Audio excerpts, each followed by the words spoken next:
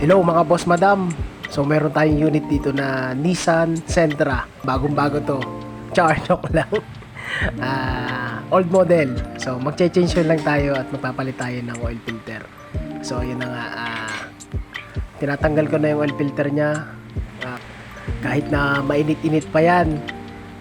Sanay na kami dyan. At yan talaga yung trabaho namin sa araw-araw. Sanay na mapasok. So ayun nga, pagkakalas ko ng kanyang oil filter, na-drain ko na. Hindi ko na nga lang na-videohan kanina kasi mahirap kasi. Kailangan ko ng assistant. So habang dinedrain ko yan, nilalagyan ko na nga ng langis yung bagong oil filter niya, yung kanyang o-ring. So kailangan talaga yan lagyan ng langis. So kapag okay na at wala nang natulong langis dyan, so pwede na nating isara yung kanyang drain plug at pwede na nating higpitan. Oops, teka lang tropa, huwag mo munang scroll, tapusin mo na yung video. Saglit lang naman ito, hindi ito masyadong matagal.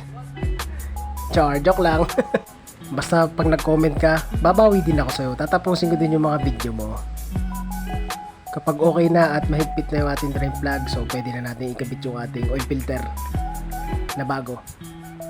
So sa pagkakabit naman po ng bagong oil filter, make sure po na okay po yung ating paghihigpit kasi po kapag sala po yung kabit natin dyan, pwede pong malustred dyan at malaki pong problema yan kapag nagkamali po ng kabit. Kapag okay na yung oil filter tsaka drain plug, so pwede na po tayo magsalin. So ang langis niyan po ay 3 liters lang. Start!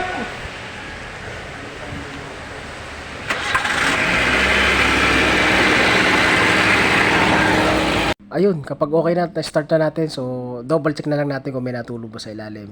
So, yun lamang po. God bless!